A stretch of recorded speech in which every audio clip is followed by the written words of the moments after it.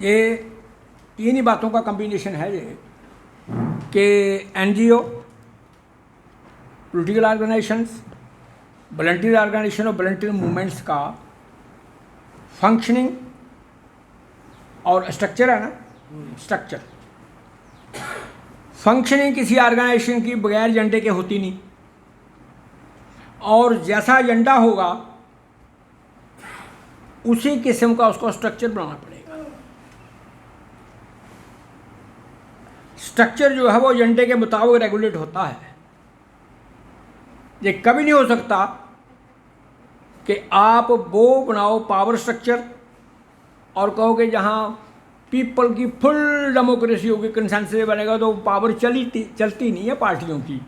तो मैं आता हूँ उस पर कि नाम से ही है एनजीओ, नॉन गवर्नमेंट ऑर्गेनाइजेशंस। ये वो संगठन हैं जो गवर्नमेंट स्पॉन्सर्ड एजेंडे को पार्शली, पूरा, आधा या पूरा, उस पर लोगों का माइंडसेट बनाते हैं, आधा या पूरा। और गवर्नमेंट स्पॉन्सर्ड, जैसे पहले भी सुबह कुछ बातें पूरी हो गई, कुछ सज्जन जी पूरी कर गए हैं कि जैसे कोई भी एनजीओ जंगल बचाने का बात नहीं करती, पेड़ लगाने की बात करेगी। पेड़ लगाओ, पेड़ लगाओ, हरियाली करो, ये करो, वो करो, इतने लाख पेड़ लगा दिए, इतना फंड्स आ गए।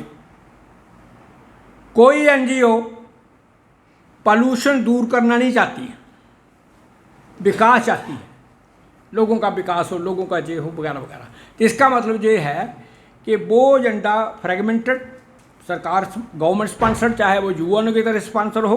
जैसे रिसेंटली जो अभी कल बात आई है कि वो यूएनओ की जो सुबह ही बात की थी मैंने कि प्लैनेट में वाटर बैंक्रप्सी को क्या बोलेंगे हिंदी में, दिवालिया, कि अर्थ जो है उसमें पानी का दिवालियापन हो गया है, और उस पर अब दुनिया के सारी सरकारें उनको स्पॉन्सर करके लोगों को मोटिवेट करेंगे पानी को कम करो। और जहाँ पर बात ले आएंगी वो जहाँ पर कि पानी का निजीकरण करो और बेचो, बात जहाँ फोकस करेंगे वो आकर के, क्योंकि जो सिस्टम चल रहा है ना वो तो पैसे कमाने वाला है। लोगों को मोटिवेट ये नहीं करना कि हम इस पर बात चलाएं कि पानी गॉड गिफ्टेड फ्री और बायोडाइवर्सिटी और ह्यूमन के लिए, सबके लिए बराबर है। हाथी को पानी चाहिए, शेर को पानी चाहिए, ह्यूमन को पानी चाहिए, मगर ये बायोडाइवर्सिटी शीन करके ह्यूमन सेंट्रिक और ह्यूमन सेंट्रिक से शीन करके कंपनी सेंट्रिक। अब जहाँ फोकस लाओगे, जहाँ पानी बचाना है, अगर पानी का दिवालियापन हो गया है अर्थ में, तो फिर करो प्राइवेटाइजेशन। तो जोधपुर में पानी की प्राइवेटाइजेशन होगी, अंडानी को देंगे, और it will be in the interest of planet. ये बात प्रूव करेंगे, वो बाद में क्या निकलता बात लग गया। तो ये है काम एनजीओ का कि गवर्नमेंट स्पॉन्सर्ड संस्थाओं को, एजेंडे को, और जब से उनकी फंडिंग आती है, जब उनका एजेंडा पूरा हो गया उनकी फंडिंग बंद कर देते हैं, वो आस्ता आस्ता एनजीओ डाई हो जाती हैं, फिर वो टूट फूट करके नए एंगल से कोई और आ जाती हैं। एक है पॉलिटिकल ऑर्गेनाइजेशंस, उनका एजेंडा है पावर,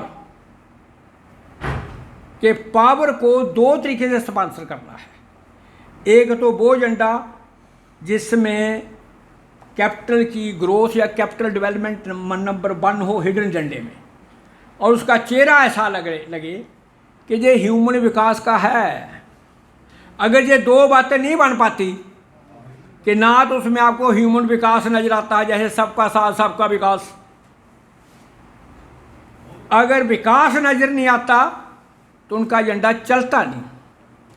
और उस विकास में अगर पूंजी का विकास नहीं होता तो विद्रोह हो जाएगा, अंदर से हटा देंगे, लाया किस लिए था, कर क्या रहा। तो इसका मतलब ये है कि पॉलिटिकल ऑर्गेनाइजेशन का जो फोकस है वो पावर है, और पावर का जो वो दो उसको पाँव जो टिके हुए हैं, एक सूडो ह्यूमन फेस, नकली मानवीय चेहरा, और अंदर में उसके है पूंजी का विकास।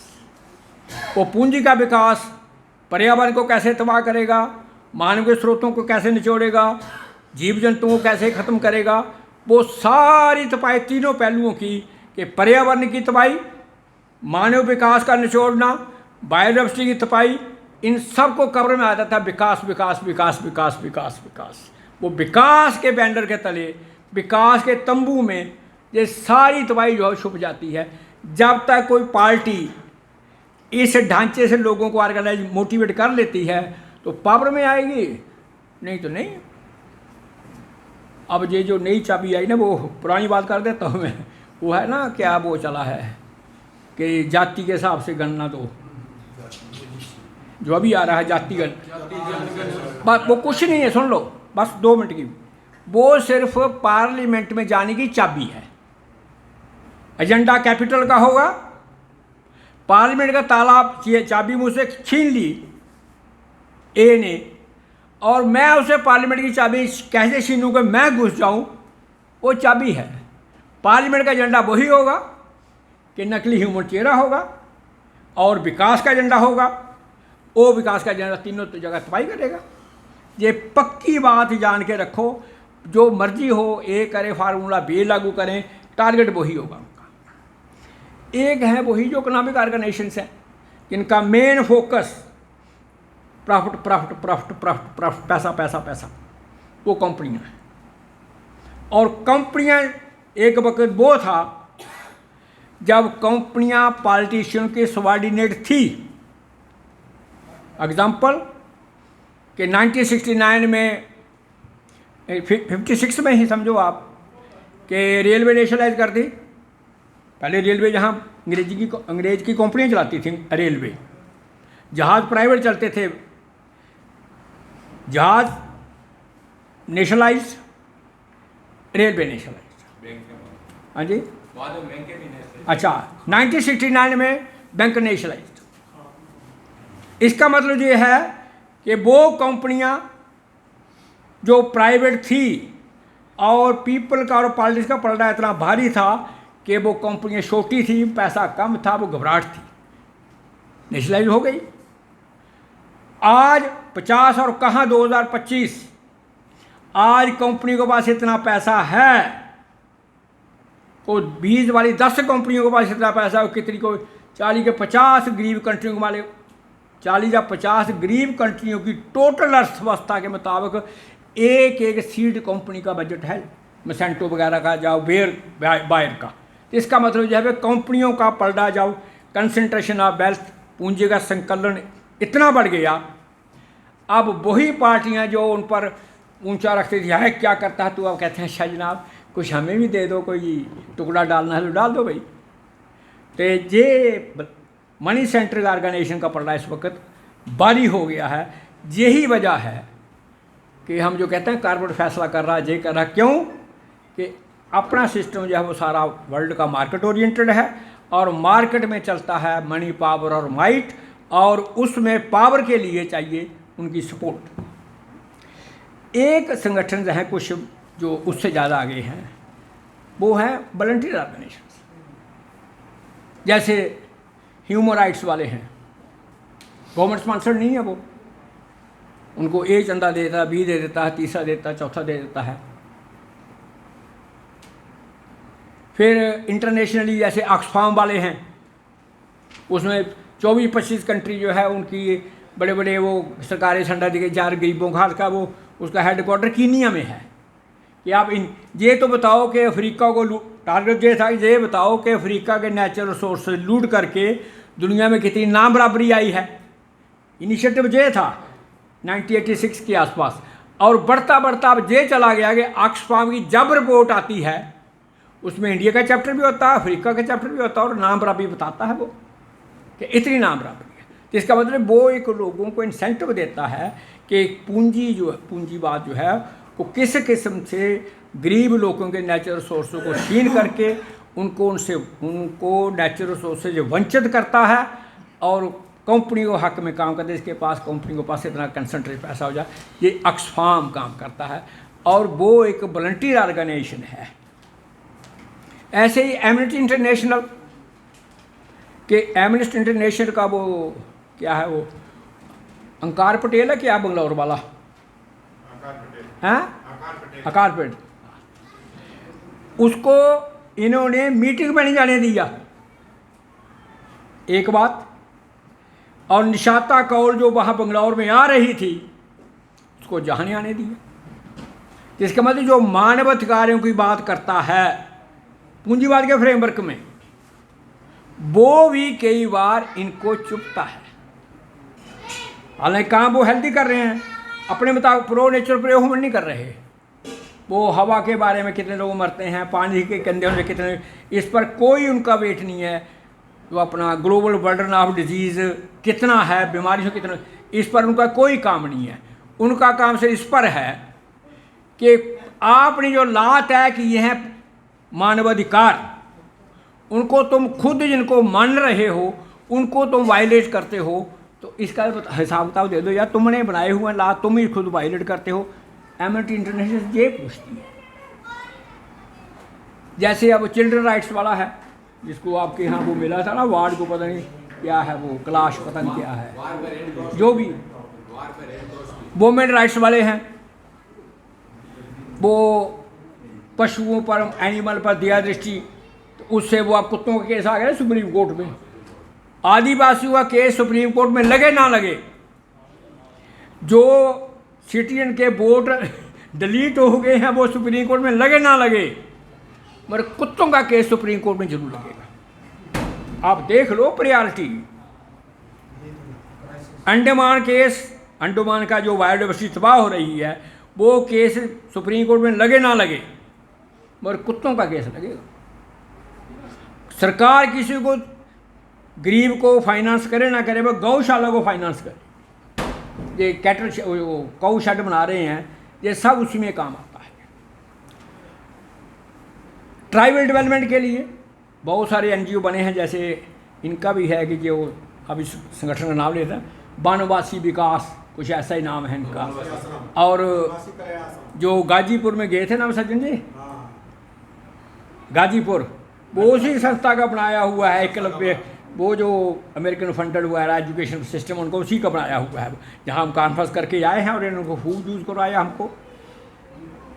लास्ट में है एक 21वीं सदी के पहले पहले या 1985 के बाद एक नए संगठन आ गए हैं, नॉन प्रॉफिटेबल, जिनको प्रॉफिट नहीं कमाते, और मल्टी गवर्नमेंट सपोर्टेड, जिसमें सिपरी है जो स्टॉक होम इंस्टीट्यूट ऑफ वो कुछ है,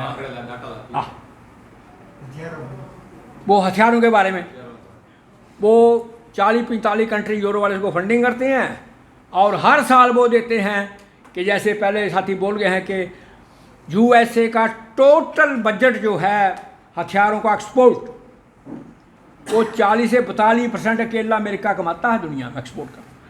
और 5 बड़े कंट्री जो हथियार एक्सपोर्टर हैं वो लिस्ट लग गया, और जो टॉप 10 परचेजर हैं उनमें भारत है, टॉप 5 में भी भारत है।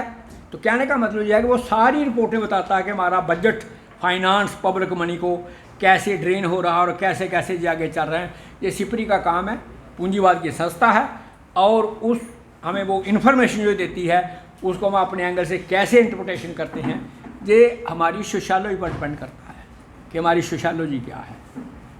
और ये एक है उसका अपना ICMOD, ये inter country institute of mountain development, और ये सारा हिंद कोश हिमालय के कंट्री है ना 18-19, वो अफगानिस्तान, बर्मा से लेकर के वो कजाकिस्तान तक, ये सारा हिमालयन पर सर्चर है कि उससे क्या है कि वो डेवलपमेंट जैसे मर्जी प्रपोजल दें कारपोरेट के बारे में, मगर हमें ये पता लग जाता है कितने ग्लेशियर हैं, कितने पिघल रहे हैं, कितनी लेक्स हैं, कितनी फटने के कगार पर हैं, कितनी तबाही करेंगी। ये इन्फॉर्मेशन जो है वो हमारे काम की है, जो हमें ये सपोर्ट करती है कि इन्वायरमेंट में क्या प्रॉब्लम आ रही हैं। ये ऑर्गेनाइजेशन जो है ये अपने लिए सब यूज़ करते हैं। हमारी डॉक्यूमेंट में बहुत सारे फैक्ट्स एंड फिगर आते हैं और हम भी उनको यूज़ करते हैं। अब है लास्ट में जो बहुत सारा काम तो अपने साथी सज्जन जी कर गए हैं, उसको मैं थोड़ा सा और डिटेलिंग कर देता हूँ कि अपनी जो वॉलंटियर मूवमेंट्स हैं वॉलंटरी मूवमेंट्स। तो अपने 6 वो पिलर हैं मेन कि एनवायरनमेंट सस्टेनेबिलिटी है, सोशल सिक्योरिटी है, उसमें इकोनॉमिक इक्विटी भी लगा लो आप, प्रोडक्टिविटी है, ग्लोबल पीस है, सोशल नीड ओरिएंटेड वो है अपना पीपल्स एम्पावरमेंट है, और ट्रांसपेरेंसी अकाउंटेबिलिटी है। पीस मैंने जोड़ दिया अपने से, तो 6। अब ये 6 संस्था जो हैं वॉलंटियर ऑर्गेनाइजेशन बनानी हो अगर हमने, या इन पर काम करना हो, तो कितनी वैरायटीज़ ऑफ चीज़ें बनेंगी। उसमें अगर हम इस कंट्रोवर्सी में पड़ जाए, जैसे मैं खुद पर्सनल एग्जांपल देता हूँ कि मुझे अगर एपिलेप्सी का दौरा पड़ता हो तो मैं न्यूरो वाले के पास जाऊँगा ना, न्यूरो के पास। अगर मुझे पोलियो की वजह हड्डियों की प्रॉब्लम आ रही है तो मैं आर्थो वाले चाहूँगा।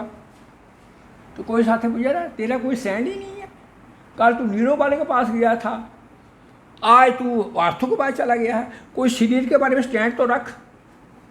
कल मुझे कोई प्रॉब्लम आ जाए किडनी से, मैं यूरोलॉजिस्ट के पास जाऊँगा तो कहीं यार क्या करता है तू, कभी न्यूरो वाले के पास चला जाता है, कभी तेरा स्टैंड तो आर्थो के पास चला जाता है, कभी तो ENT के पास चला जाता है, कभी आई वालों के स्पेशलिस्ट के पास जाता है। इसका मतलब ये है कि जितनी इश्यूज आपके सामने आएंगे उतने ही लोगों के माइंडसेट के जैसी उसकी प्रायोरिटी हो, जैसे वो चाहता हो, ऐसे उसको संगठन बनाना पड़ेंगे, मास संगठन जो लोगों को एजुकेट करें। अब एक सवाल जहाँ आया था राजनीति का, वो भी क्लियर कर देते हैं। या जो साथी राजनीति में फर्स्ट प्रेफरेंस चाहते हैं, ऐसे जो लॉ जो बने हैं राजनीति में, राजनीतिकों द्वारा, जैसे कि ये जो इन्वायरमेंट इम्पैक्ट असेसमेंट को बदला गया 2020 में, जिसमें ये कहा गया कि आप इंडस्ट्री लगाओ, आप उसको डिफेक्टो हम दे देंगे कि आप तबाह करो जंगल, परमिशन हमसे बाद में लो। ये कानून बना है। इस कानून की पंजाब के किसी MP ने, जम्मू कश्मीर के किसी MP ने, और किसी MP ने, आदिवासियों के MP ने कोई विरोध किया हो? जब वहाँ पर मुंह में पट्टी लग जाती है तो बताओ, हमारे चुने हुए, हम लोकतंत्र, हम लोक राज, जिस लोक राज में लोक लाज ही नहीं आती, वो क्या है? फिर ये बना दिया उन्होंने कि सेल्फ सर्टिफिकेशन। टेंडेंट जो है खुद सर्टिफिकेट देता है कि मैं कोई पोल्यूशन नहीं कर रहा हूँ, मंजूर है। अगर आके वहाँ छापा मारा जाता है और प्रूफ नहीं होता जिसकी नौकरी गई, आओ बताओ, छापा मारना मना गया, वो सर्टिफिकेट खुद मान रहा है ना कि मैं कोई पोल्यूशन नहीं कर रहा, फिर तुम्हें क्या शक है उस पर? जा, अगर तुम प्रूव करने जाते हो तो प्रूव नहीं कर पाते, जिसका मतलब फंस गया, जाएगा क्यों? पंगा लेने की नौकरी भी जाएगी, बच्चे भूखे मर के सड़क पर आ जाएंगे और ऐसे ही सरकार से टक्कर ले लीजिए। जब ये कानून बन गए, इन कानून का विरोध किसी के पीपल रिप्रेजेंटेटिव ने किया, अपने ही किसान है ना, जहाँ पर जम्मू में किसान है, वेस्ट यूपी में किसान है, हरियाणा के किसान है, सबके मेंबर पार्लियामेंट वहाँ खड़े हैं। क्लस्टर फार्मिंग का बिल आया, हालांकि क्लस्टर फार्मिंग में अभी पंजाब को कोई इम्पैक्ट नहीं है, क्योंकि जो उन्हें लाया है कि बनाना का क्लस्टर बनेगा, अंगूरों का क्लस्टर बनेगा, हल्दी का क्लस्टर बनेगा, मलई का, इसका सेबों का क्लस्टर बनेगा, और मैंगो का क्लस्टर बनेगा। 4-5 बने हैं, 11-12 और बनेंगे। तो इसका मतलब जब आप क्लस्टर फार्मिंग में आ रहे हैं तो आप कंपनियों को बीच में ला रहे हैं, नहीं घसीट के? अच्छा, जब कंपनियां बीच में ला रही हैं तो फिर जो खेती प्रधान देश के रिप्रेजेंटेटिव वहाँ बैठे हैं, बात उनसे है। वो नहीं है कि वो A पार्टी से हो, B पार्टी से हो, वो पंजाब की, वेस्ट यूपी के, राजस्थान के, हरियाणा के, जम्मू कश्मीर के किसानों को रिप्रेजेंट कर रहे हैं। नहीं, वहाँ क्या बात हो रही है ये तो बताइए। अच्छा, वाटर कंटामिनेशन एक्ट जो इन्होंने कल बताई थी, यार उसको 1 महीने का टाइम सुधरने का दे दो। ये कहाँ से आ गई बात? एयर पोल्यूशन एक्ट, और एक सबसे हंसी वाली बात आपको लास्ट में सुना देता हूँ, इसी कंटेक्स्ट में, यही अगर राजनीति करनी है तो। एक है anti food anti adulteration act. अगर मैं बेसन में मक्की का आटा मिलाता हूँ, बेसन जानते हैं ना, अच्छी तरह से आप पंजाब वाले जान, बेसन में मक्की का आटा मिलाता हूँ और लॉ बना हुआ है एंटी अडल्ट्रेशन एक्ट, और मैं पकड़ा जाता हूँ, वो प्रूव हो जाता है कि मैंने बेसन में मक्की का आटा मिला के बेचा है, मुझे सजा हो सकती है। एक कानून तो ये था पुराना। जब नया बना दिया, क्या है वो FSSAI फसाई, उसमें सारे लोगों को फंसा दिया। वो ये कि बेसन में मैंने मक्की का आटा मिलाया, पकड़ा गया और मुझे पूछा कस्टमर जिसने ख़रीदा है कि आपको सेहत में प्रॉब्लम आई? नहीं। कोई कॉन्स्टिपेशन हुई? नहीं। कोई वोमिटिंग हुई? नहीं। कोई फीवर आया? नहीं। तो फिर इसको क्यों परेशानी है? जाओ जो 2000 रुपये जमाना जाओ कर। इसका मतलब हमने अडल्ट मिलावट को हमने सॉफ्ट तरीके से परमिशन दी। अभी सीड बिल पेश होगा पार्लियामेंट में, सीड बिल पास होगा, कंपनियां जहां आएंगी और जो जो नाम ले रहा हूं मैं, जहाँ मेजर किसान हैं उनके रिप्रेजेंटेटिव वहाँ हैं, वो क्या हम पार्टी की चिमचागिरी करेंगे सारे लाइफ भर, या अपने एजेंडे को होल्ड करेंगे? तो जो हम अपना नेचुरल सेंटर के पीपल का है, हम एजेंडा सेंट्रिक रहेंगे, एजेंडा सेंट्रिक, हम संगठन सेंट्रिक नहीं रहेंगे। नो, अगर संगठन सेंट्रिक है तो मैं कांग्रेस के साथ हो, बेशक कांग्रेस के साथ को, मैं बीजेपी के साथ हूँ, मैं बीजेपी के साथ, मैं कम्युनिस्ट हूँ, मैं कम्युनिस्ट के साथ ना। एजेंडा सेंटर, अगर हमारा एजेंडा जो होल्ड करेगा, चाहे वो ए हो, बी हो, सी हो, सपोर्ट करेंगे, उसको प्रूव करेंगे कि हाँ तो एजेंडे को होल्ड करेगा, तब जाके बात आती है। अगर राजनीति करनी है तो अब आते हैं उस पर कि हम अपने एजेंडे को कैसे लिया जाए इम्प्लीमेंट। लंबी हो जाएगी बात, बंद करते हैं? नहीं करें, चलो करते जल्दी कर देंगे, फिर एंड का निकाल लेते हैं ताकि तुक्कबंदी ना रहे फिर। अच्छा जी, पहला अपना है एनवायरनमेंट सस्टेनेबिलिटी।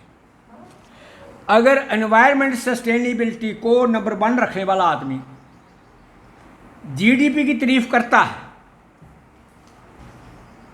बहुत अच्छा विकास हुआ है, वाह वाह वाह, इसका मतलब यह है कि वो एनवायरनमेंट सस्टेनेबिलिटी नहीं चाहता। जो डिह्यूमनाइजेशन को ख़त्म करना चाहता है और वो विकास की सपोर्ट का, वाह वाह, देखा कितने बड़े बड़े फ्लाईओवर बना दिए, क्या कमाल है यार, इतना बड़ा पुल बना दिया मोदी सरकार ने, कमाल कर दिया, इतने पहाड़ चीर दिए उसने, कहाँ सड़क पहुंचा दी। अगर ये तरीफों के पुल बांधने हैं हमने, कि हम एनवायरनमेंट सस्टेनेबिलिटी के ख़िलाफ़ हैं, हम डिह्यूमनाइजेशन के हक में। तो पहली बात तो ये है कि बात जहाँ से ही कंट्रास्ट हो जाती है कि हम डे टू डे में कॉमन लोगों में बात कैसे करते हैं, उनकी हाँ में हाँ मिलाते हैं या अपने एजेंडे पर टिकते हैं, बस एक। उसके बाद दूसरा प्रॉब्लम है कि जैसे अब इसमें स्पेसिफिक है, कोई जनरल एजेंडा, जहाँ एक बात कॉमन आ गई उसमें आया गया कि हिमालय को कैसे प्रोटेक्ट करना है। जैसे हिमालय को प्रोटेक्ट करना है उस ढंग से वेस्टर्न घाट को नहीं किया जा सकता प्रोटेक्ट, और जैसे वेस्टर्न घाट को प्रोटेक्ट करना उस एंगल से ईस्टर्न घाट को नहीं किया जा सकता प्रोटेक्ट, और जैसे ईस्टर्न घाट को प्रोटेक्ट करना है उस एंगल से पंजाब जो खेती सेंटर के जो एग्रीकल्चर सेंटर स्टेट्स हैं, ऐसे उनको नहीं किया जा सकता प्रोटेक्शन। इसका मतलब हर एरिया का स्पेसिफिक एनवायरनमेंट एजेंडा लगेगा, तब जाके बातें आगे बढ़ेंगी। दूसरी बात जो है कि इसमें आगे बातें जुड़ी हैं एनवायरनमेंट के साथ ही कि लैंड में अगर साइर की फर्टिलिटी बढ़ानी है तो क्या करना पड़ेगा, केमिकल डालना है कि नेचुरल कार्बन कंटेंट बनाना है। ये दो बात, अगर केमिकल डालना है तो कंपनी की तरफ, और वो कार्बन कंटेंट बढ़ाना है तो नेचुरल एग्रीकल्चर प्रोग्राम चल जाता है। वाटर साइकिल रिस्टोर करना है, वाटर हार्वेस्टिंग करनी है, या कोई और तरीका अख्तियार करना है वाटर वेस्टिंग वाला। अगर AI लगाओगे तो पानी तो खूब जाएगा, मगर कोसेंगे आपके चावल को, कोसेंगे आपके गन्ना को, एआई को कोई नहीं कोसेगा, क्योंकि पानी की एनर्जी की सबसे वेस्टेज तो पता जा रहा है वो करता, हाईएस्ट वेस्टेज इस वक्त डिग्री है ना, वो एआई का डाटा सेंटर करता है। और उसके बाद आ जाते हैं हम कि अगर धरती की गर्मी को कम करना है तो ग्रीन हाउस गैस की कर्टेलमेंट चाहिए। तो ग्रीन हाउस गैस की कर्टेलमेंट करनी है तो फिर डी इंडस्ट्रियलाइजेशन चाहिए। अगर डी इंडस्ट्रियलाइजेशन चाहिए तो नौकरी कहाँ मिलेंगी? नौकरियाँ मिलेंगी आपको नेचुरल एग्रीकल्चर में।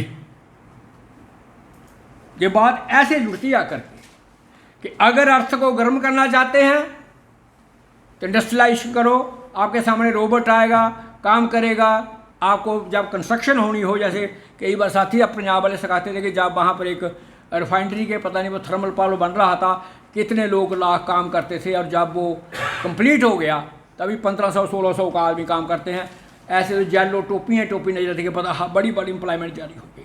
ऐसे जब रेलवे बन रही है काम नजर आता है, फ्लाईओवर बन रहा है काम नजर आता है। जब वो बन गया तो काम वही लिमिटेड लोग ही करते हैं, वो अपना ऑटोमेटिक वो अपना टोल कटता है वगैरह वगैरह वगैरह।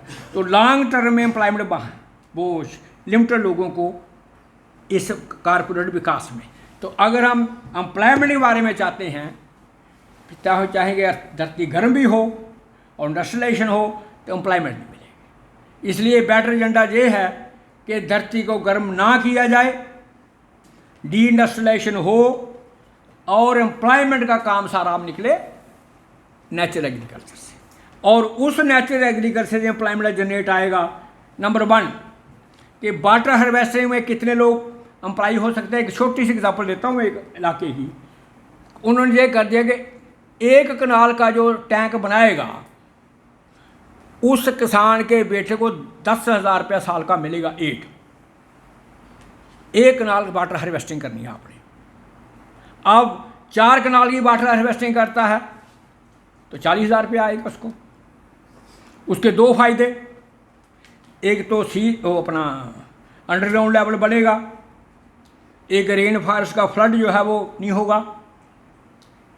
इस तरीके से चीज़ों को अगर किया जाए तो एम्प्लॉयमेंट जनरेट हो सकती है। जैसे हरियाणा वालों की एग्जांपल है कि वो जीव जंतुओं कैसे, कीड़ों को कैसे रेगुलेट करते हैं कि एग्रेसिव जो कीटनाशक नहीं डाल करके तो दूसरे कीड़े से वो कीड़ों का इंतज़ाम करवाते हैं। वो क्या बोलते हैं हिंदी में जी उसको? मित्र कीट। तो मित्र कीटों की रेगुलेशन एक छोटी स्टेज है एप्टिमोलॉजी की, कीड़ों वाली साइंस की। उस कीड़ों वाली साइंस में अगर हमारा 1000 बच्चा तैयार हो जाता है अपनी आप ही एग्रो क्लाइमेट जोन के मुताबिक, क्योंकि कीड़े की जगह ऐसे होंगे, राजस्थान के कीड़े और हैं, वेस्ट बंगाल के कीड़े और हैं। एग्रो क्लाइमेट जोन के मुताबिक अलग अलग कीड़ा पालक वो तैयार हो जाएंगे मित्र कीड़े वाले। और कितने बच्चों को एम्प्लॉयमेंट मिल सकती है ये तो बता दो। क्वेश्चन है कि हम एजेंडा क्या रखवाएं अपने लीडरों के सामने पे ये करो, इससे एम्प्लॉयमेंट जनरेट होगी। अगर हिमालय को ग्रीन करना है, हिमालय को, तो इंडियन आर्मी और अफ्रीका के लोग भी ला करके आपसे हिमालय ग्रीन नहीं हो सकेगा। इतनी फोर्स चाहिए, हिमालय इतना डिस्ट्रॉय हो चुका है। इसका मतलब यह है कि एम्प्लॉयमेंट के, नौकरियों के, कामकाज के साधन बहुत निकल सकते हैं अगर सोशियोलॉजी बदले तो। अब लास्ट में ज़्यादा हो गया, एक ही पॉइंट बात करता हूँ लास्ट में, वो है पीपल एम्पावरमेंट। बस फिर ज़्यादा हो जाएगा। पीपल एम्पावरमेंट में हर लोग चाहते हैं कि इस डेमोक्रेसी जिसमें लोगों के राइट्स को डिप्राइव कर दिया। सुबह अब चाय पी के तो शायद RK जी बता रहे थे, पता नहीं किसको, वो ओथ लेने से। तो बात उसकी है कि जो लोगों का डिसीजन है जो भी हो उसको आप एक्नॉलेज ही नहीं कर रहे। जब लोगों के डिसीजन को, वो गलत हो ठीक हो, मेरी फेवर में नहीं है वो, मगर मैं जब हेड्स ऑफ स्टेट या गवर्नर होते हुए मैं लोगों के फैसले को एक्नॉलेज नहीं करता तो मैं डेमोक्रेट हूँ या अनडेमोक्रेट हूँ? पहला सवाल तो यही है। अगर हमने पीपल्स एम्पावरमेंट करनी है तो संविधान के अंदर ये ब्लैक लॉज जो हैं दर्ज हुए, वो ब्लैक लॉज ऑल टाइप के हैं जिनका मैं एक्सप्लेन कर देता हूँ। पहले पहल उनको हटाना पड़ेगा। वो ब्लैक लॉज ये है, एक है ओथ ऑफ सीक्रेसी, कि जिस दिन आर.के. जी मंत्री की कसम उठाते हैं, ये अंदर की फाइल पब्लिक के चुने हुए, पब्लिक को नुमाइंदा संविधान की कसम उठाई हुई है, मगर दीवार के उस पार चले जाते हैं तो ये घर वाले से भी बात कराएंगे कि होम मिनिस्ट्री की फाइल में ये लिखा है, अंदर कर देंगे। ये पर्दादारी क्यों है लोक राज में लोगों से, ये तो बता दे कोई यार। बस यही सवाल पूछना है कि लोक राज में लोगों से पर्दादारी क्यों, कोई बताए। जब तक ये एजेंडे लोगों के सामने लगाते हम, तो पीपल एम्पावरमेंट का सवाल नहीं पैदा हो जाता। अच्छा, दूसरा ऑफिस सीक्रेट एक्ट, कि जो जितनी ब्यूरोक्रेसी है, जो काले कर्म करेगी, वो उसका फाइल उतने, एक मैडम जी जानते हैं, मान साहब भी जानता होगा, कि राइट साइड वाली फाइल का तो सबको पता होता है, लेफ्ट साइड में जो लिखा जाता है वो सरकारी नोट होता है, उसका नहीं पता, वो सिर्फ डिफेंस वो दे सकता है कोर्ट, सुप्रीम कोर्ट। वो भी केस इतना बढ़ जाए कि शायद कोई सरकार की नोट शीट बता दो क्या लिखा है, तो वो भी डिस्प्ले नहीं करेगा कि ये बताया, वो पढ़ेगा जज और कहेगा हाँ ये तो ठीक नहीं लग जाता, जो भी इसकी लैंग्वेज होगी।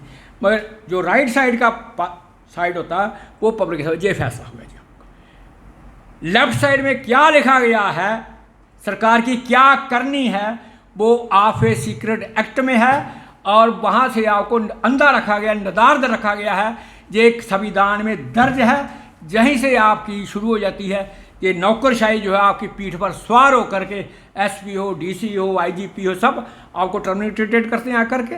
वो ठीक है कि आप इकट्ठे हो जाओ तो डरते हैं, कल अकेला रहे तो पटाई करेंगे जी। तीसरी बात उसी संविधान की है जैसा कि ये जो है इसका अपना अंजे कंटेम्प्ट ऑफ कोर्ट। ये कंटेम्प्ट ऑफ कोर्ट जो है जहाँ ले जाता आदमी को कि आप जज के खिलाफ बोले नहीं, अंदर दिया। एक है कोर्ट मार्शल, वो एग्जाम्पल जहाँ आपको सुना देता हूँ मैं। कोर्ट मार्शल एक्ट वो है कि आपने सुना होगा, जनरल सुवेग सिंह का नाम सुना है ना आपने, सुना है ना, उसकी हिस्ट्री को नहीं पता होगा आपने, नहीं हिस्ट्री का नहीं पता है, उसकी हिस्ट्री आई थी बीबीसी में। जनरल सुवेग सिंह वो था, उसका दूसरा भाई भी कर्नल रैंक में था, जिसने मुक्ति बानी तैयार करवाई, केसों का दान करके, बलिदान करके केसों का वो मोहम्मद मना, और जनरल नाम और रख दिया जनरल बेग। कोई एड्रेस नहीं, कोई कुछ नहीं, सिर्फ जनरल बेग या mister Beg, care of R K. Tailor master, ये एड्रेस। माँ को बड़ी देर हो गई, 2 साल 2.5 साल के, पता नहीं लगा, चिट्ठी नहीं कुछ नहीं। दूसरे का भाई पता लगा कहाँ है, जिंदा भी है कि नहीं है। वो गया, वो उसने कहा भाई रात को मिलूँगा मैं। वो गया, उसने कहा जहाँ यही एड्रेस है मेरा और मैं इस काम पे लगा हूँ। फतह हो गई।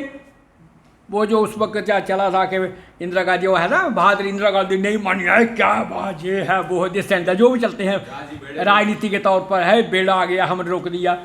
वो आधार वो कर्नल जिसने ट्रेनिंग दी, और चलो भाई और आपके पीछे हमारी सिविल फौज। वो करने के बाद जब उसको मेरठ में लगाया गया, वापस जब जंग खत्म हो गई, मेरठ में आकर के उसने क्या किया कि वहाँ ट्रेनिंग सेंटर में कोई 4-5 साल का घोटाला पकड़ा। जब घोटाला पकड़ा तो उनके पास यही अल्टरनेटिव था कमांडरों के साथ कि रिटायरमेंट एक दिन पहले बंदे को बगैर पेंशन के डिसमिस। अब वो कर्नल कहाँ जाए ये बता दो मुझे। इतना हाई हैंडेडनेस कोर्ट मार्शल की अगर बात हो, कहाँ जाएगा वो? ये ऑपरेशन ऑफ स्टेट। मगर क्वेश्चन सिर्फ ये है कि जो रास्ता उन्होंने इख्तियार किया वो रिवेंज वाला था।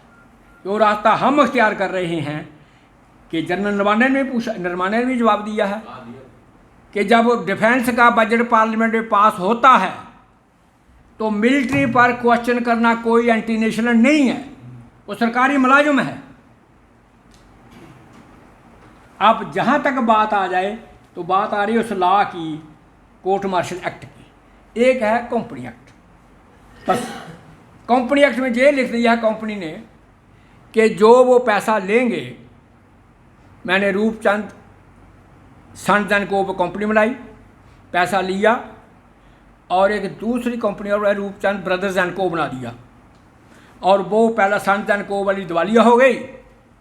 जो असेट्स उसके नाम थे वो तो बैंक वो मार्टगेज कर दिए गए, और मेरा पैसा ट्रांसफ़र कर दिया रूपचंद सन्स एंड को ब्रदर्स एंड को पर। फिर वो मैंने दिवालिया कर दिया तो RK एंड फ्रेंड्स के नाम पर खोल दी, या रूपचंद एंड फ्रेंड्स के नाम पर खोल दी, तो वहाँ से दिवालिया की तो आगे चले गए। ये जो फार्मूलेशन है कि वो जो रेगुलेटर है कंपनियों का CEO, उसकी पर्सनल वेल्थ कैसे बढ़ जाती है, इसी के आधार पर जो नया थीसिस आ रहा है वर्ल्ड में कि वेल्थ टैक्स लगाओ, जो कि अपनी सरकार ने 2016 में वेल्थ टैक्स बंद कर दिया था। वेल्थ टैक्स बंद कर दिया ना हमने, पहले वेल्थ टैक्स लगता चाहे 2% या 3%। तो अभी भी ऑक्सफाम ये कहता है कि अगर 100 बड़ी कंपनियों को, वर्ल्ड की 100 बड़ी कंपनियों को अगर 2% टैक्स लगा दिया जाए, 2%, तो जितने दुनिया के भूखमरे माल न्यूट्रिशन बच्चे हैं उनको रोटी हेल्दी डाइट दी जा सकती है। अब इतनी ना बराबरी है और कोई जहाँ का पॉलिटिशियन को बात ही ना रेज करे, तो बताओ तो लोगों की तो ये पीपल एम्पावरमेंट नहीं है भाई। तो अगर पीपल एम्पावरमेंट चाहिए तो ये छोटे छोटे एजेंडों पर डिबेट होनी चाहिए, और ये डिबेट अगर लोगों तक चलती है कि राष्ट्रीय सुरक्षा नंबर 1 पर है या खाद्य सुरक्षा नंबर 1 पर है, क्या कोई फौज को राशन सप्लाई ना हो, क्या वो मोर्चे पर लड़ सकती है? उसकी यूनिफॉर्म ना हो, क्या वो लड़ सकती है? उसके पास साइंटिस्टों की फ़ौज ना हो जो उसको हथियार सप्लाई करे, वो साइंटिस्टों की फ़ौज ना हो जो उसको बारूद सप्लाई करे, क्या फ़ौज लड़ सकती है?